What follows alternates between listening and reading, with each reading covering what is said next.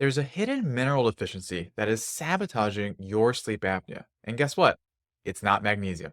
And this overlooked mineral, it hurts how you breathe, it hurts your sleep quality independent of how you breathe, and it also destroys your body's ability to produce energy at a cellular level. And here's the kicker. Decades of government policies and industrial agriculture have made this deficiency even worse. So that's why in this episode, I'm going to show you what this mineral is, how it ties to your sleep apnea, and the simple steps to restore it so you can reclaim your energy, mental clarity, and sleep. I'm Dr. Dylan Peckus, your guide in overcoming sleep apnea naturally with a very holistic, sustainable approach. Before we name drop this mineral, because I know it's like, oh my God, what is it? I want to tell you why it's important. So just give me a minute and we'll get right there. A lot of reasons why it's important. First, it actually helps with the release of melatonin at night. There's this little part in your brainstem known as the locus coeruleus norepinephrine system. Really rolls off the tongue, right? No, not at all. And this is something you actually need to help with the release of melatonin. If the system, the LCNE system, if that's not working well at night, no matter how good your evening routine is, your body's not going to release as much melatonin as it should naturally. So when you don't have this mineral, it's not working as it should, and you're having less melatonin and worse sleep. Another big reason why this mineral is super important is because it is a active cofactor in something known as superoxide dismutase. Think of this as the superhero of your neurons in your brain. If this is not working very well, your neurons continue to accumulate damage. And when this enzyme is not working, that's actually associated with the development of Alzheimer's. So when you don't have this mineral, this enzyme's not working, you're having brain fog, and you're on the path to dementia like Alzheimer's. Not good. Another big one is cytochrome C. So this mineral is directly involved in this, and this is going to be huge for two important reasons. If you remember, mitochondria are the powerhouse of the cell, like the only redeemable part of our current education system is knowing that fact. Not tax laws or legal, but knowing that the mitochondria is the powerhouse of the cell. Really good life advice, finally paid off. Cytochrome C is a pivotal part of that, and again, this cannot work without this mineral. That's critical because if cytochrome C is not working, you're going to produce less energy inside of your cells. But wait, there's more. Because if this is not working well, your mitochondria is not working well, your carbon dioxide production is going to be off. It's going to swing up and down instead of being nice, steady, predictable, and easy to deal with. So when it's all over the place, guess what? This is going to send the wrong signal to how your body breathes because our body responds to carbon dioxide.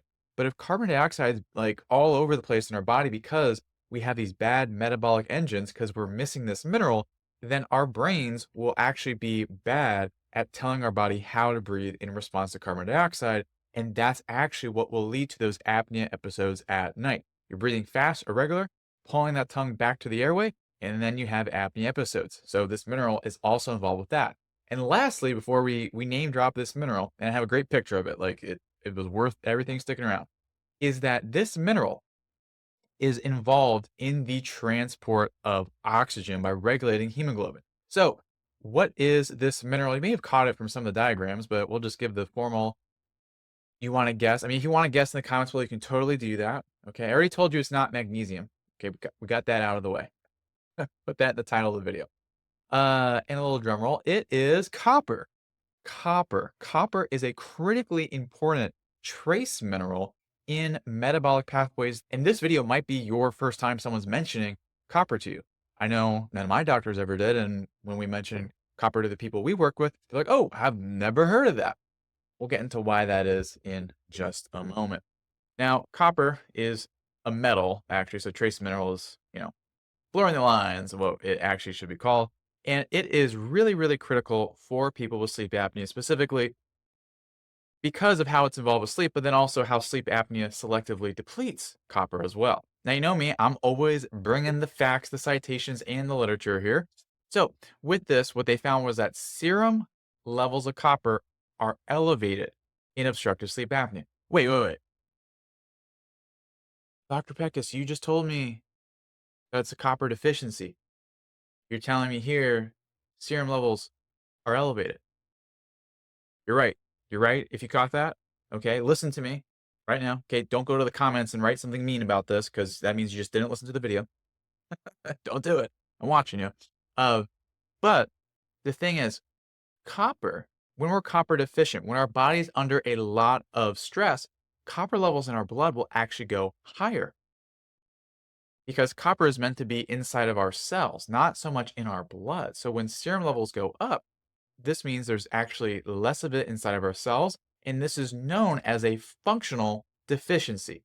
So functional deficiencies are a subclass of deficiencies where, say, you measure it in your blood, but then when we actually look in the cells and all that, if we were to look deeper, it's actually not doing what it should be. It's not present in enough amount. So the most common one of this is known as iron deficiency non-anemia, IDNA. Okay, great. And all that means is that iron is not being used inside of our red blood cells. It's locked up in other places.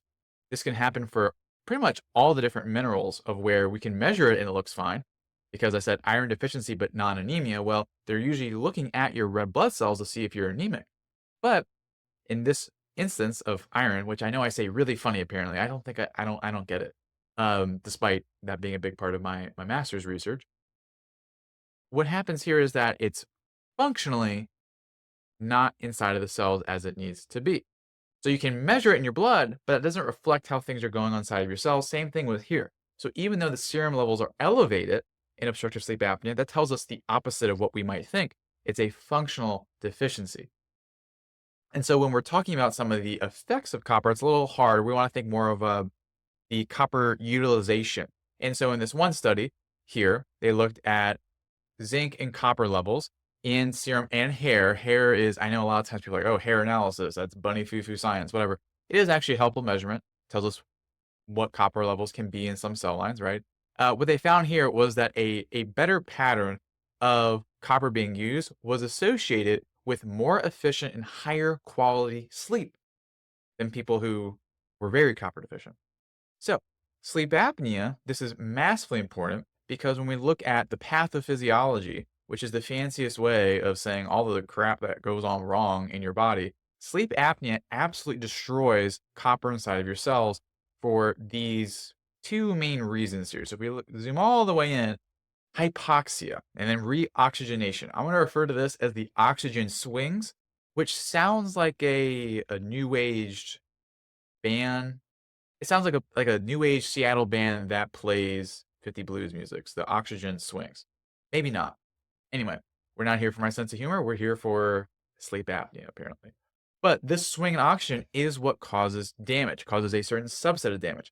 Related to this, okay, it's inseparable, but two distinct entities, is then all the inflammation that happens in response. So think of it like this. The oxygen swings are direct damage, and then inflammation is your cells coming in and trying to fix things. And sometimes this helpful response can go the wrong way, where you have too much inflammatory markers and all these chemicals and it makes things actually worse. So these are the two main mechanisms. And these are things already well known, right? These are the things that lead to heart disease, weight gain, and stroke, and also dementia, insults to the brain because of that. So these swings in oxygen, inflammation here, they cause a lot of the issues with things we mentioned before, where it will deplete copper-dependent enzymes and also impair cytochrome C, like we talked about. Inflammation as well will also reduce copper absorption, and then it will keep copper stuck inside of the liver, so it's not able to get out into your cells and the rest of your body. Now, for swings in oxygen, the bigger one is that it's going to reduce the ability to transport copper from your liver to the rest of the body.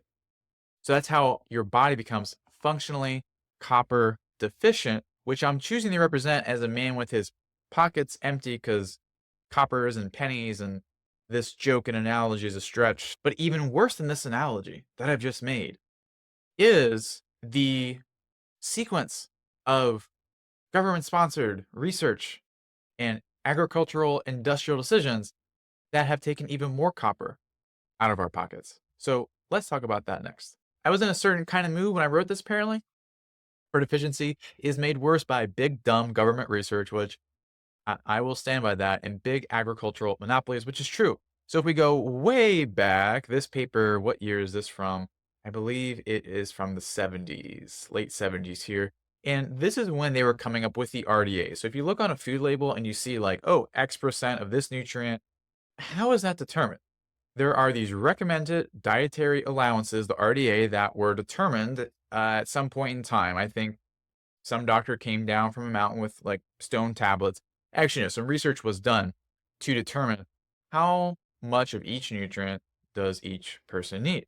Now, a lot of times we're just given information, right? Like when a doctor's like, the CPAP is the gold standard. Go ahead and strap this to your face and be Darth Vader.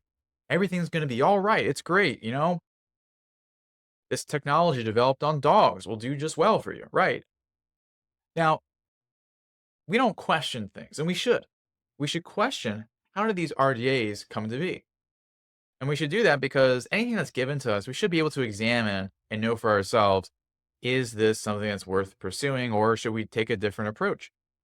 So, sorry for being like extremely rational. That's my extremism, really, is being very rational. So if you look at this, and I wouldn't really recommend it, reading things from the 1970s in scientific literature is I think my videos are a headache.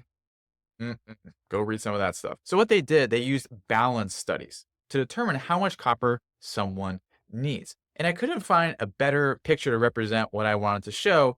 So I guess I'll go up and end up sponsoring homebuilderandrepairs.com. Now, that's really irrelevant, but this is talking about a drain of where you have a leak in a bathtub, and no matter how much water you put in, it just comes on out, even if you plug it up. This is a good analogy for balance studies, because balance studies are not actually finding out how much water you need to put into the tub. Think of it like that. Like, nutrient into a body, water into a tub. That's not what a balance study figures out. A balance study would determine how much water do you need to put into the bathtub to match the output.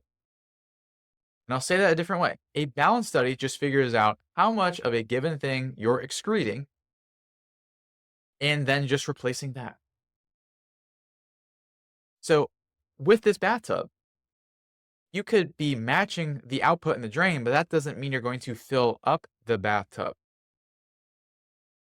So this is why balance studies are fundamentally flawed. And you can look at this paper. This is from 1987, where it looked at a lot of these ways in which the RDA was established, not just in copper, but some other ones. But that's more than we're going to get into in this episode here. So when they did these balance studies, effectively what they found is the lowest possible amount of copper you could give someone to keep these stores in your body the same. And if you look at this original research up here, you'll actually find that they found people that were very likely to be copper deficient. And they wrote that that was actually favorable because it would reduce the amount of variables, and we would see at a bare minimum, what is the minimum amount of copper needed to maintain balance when you have a empty tub of copper. So the RDA is literally as low as it could be. Okay. So on top of this, though, double whammy, if anyone knows what that game show is, let me know. The nutritional world is set to deplete us of copper even more. So here's a graph. Does anyone know what this means? Subsidies and all this fun stuff. So basically, across the United States, there will be certain monies. That's a weird pluralization. There'll be certain monies and funds allocated to farmers to grow certain things. And they will get this money just for growing this thing automatically. And as a result, this will drive the production of these crops. And it's really just four big ones. Well, I guess like 3 edible ones. And if you're eating cotton, that's a separate problem outside the scope of this video. That'll be my next video. What if you're eating cotton? What big cotton doesn't want you to know? So when this is what is incentivized to grow, then this will be grown. And that's why our food industry in this country revolves around one core comical question. What the hell do I do with all this corn, soybean, and wheat? What are all the different things I can do? You think corn syrup was made because it was like, oh yeah, this will really improve the quality of our food? No, it was made because there was so much corn and we didn't know what the heck to do with it. We had to find a way to turn this into something that could be sold for a profit. So that's the landscape of what we're given as foods, and that's a huge problem because all of these contain things that will prevent copper from getting into your body. So there's many things, but I'll go over the big ones. So there's something known as phytic acid or phytate, and this will actually block copper absorption. So that's going to be in wheat as a main grain, a little bit in corn as well. And then for high fructose corn syrup, which was in everything, this will also impair copper status directly. Now, the high fructose corn syrup, but also just products or high amounts of fructose will reduce copper, but also just high carbohydrate will. So if the more carbs you eat, it will drive copper down your body even further, which is very likely to happen if this is what is incentivized to be grown and then incorporated into the food chain of America.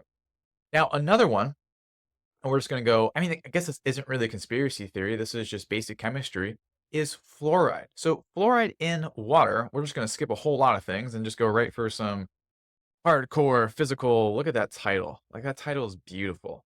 Like, this is something you would just, you know, pull up your partner and say, hey, you want to read a paper tonight? A little book?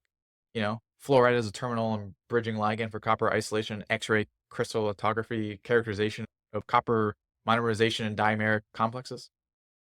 Sound like something you're into? What this means in plain English is that fluoride, when you ingest it, however you may do that, it will bind up copper and reduce it in your body. Obviously, that's not good. If you're drinking, say, fluoridated water for a long time, this is going to happen at a significant rate. So, what the heck do we do? All right, let's talk about that. So, in terms of safely repleting, because there's many different ways, but I want to give you one very practical way. And it's, I guess, not actually using a cast iron skillet, but what is inside of here. And this is the most PR friendly picture I could get of beef liver, if you can read, and you probably can very well if you're here.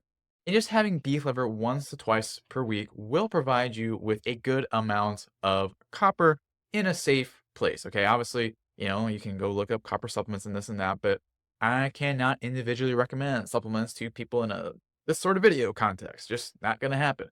But being able to say, hey, beef liver is going to be something that's going to be great to replete those stores, incorporate it once or twice per week, or even those beef liver supplements. So I guess I just went back on my word, but it's for your safety.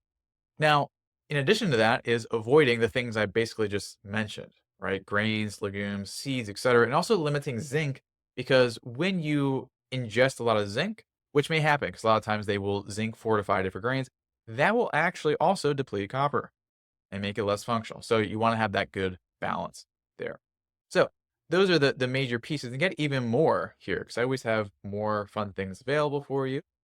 Got a little guide, the copper guide, and I'm not sure if that's actually what copper looks like in a crystalline form or if it has it, but that was just the picture that came up. I think it looks great. Nonetheless, little guide here to extend on some of the topics we talked about and be able to, have some things listed out for you. It's a little bit easier for you to dive into, tell you how to get that. And then, of course, you're here and you're like, man, oh man, do I want to work on my breathing patterns and my muscle activation, all of that? You're just like always been thinking, how can I do that? That's what the Sleep Apnea Reset Protocol Workshop is all about. So you get a lot of great things here. You do not get a computer desktop screen or an iPad. Sorry, these are meant to represent the product. Okay. Yeah, seriously, I had people they get this. They're like, where's my spiral bound notebook? Sorry, you can print it out. Okay. Anyway, this is just a nice, quick and easy workshop for you to focus in on different aspects of your breathing, be able to go through a different series of tests around the different muscles in your airway so you can be able to really create a nice efficient protocol for yourself there. So I'll put the button on screen for that. You can go ahead and access that. And then for either one of them, I guess the same sort of thing here. So for the copper guide, if you click the link in the description, so if you're on your phone, you got to click the title. I mean, last time I was on my phone, so you click the title, there it is. And then in the description, you will find that link. It'll say like, here's the free guide. And in here, you'll also find the link for the Sleep Apnea Reset Protocol. There it is. You'll find it not only in the description, but you will also see it as this little icon below the comments there. All right, so that's how you get those. If you're more of someone who likes to type in things to your web browser, maybe on your phone right now, you want to view on your computer, I totally get it. Or maybe you just want to have like 3 iPads at the same time and just have different stuff on each screen. I don't get that, but I'll allow it. For the copper guide, go to ochnow.com/copper. For the Sleep Apnea Reset Protocol Workshop, go to ochnow.com/reset.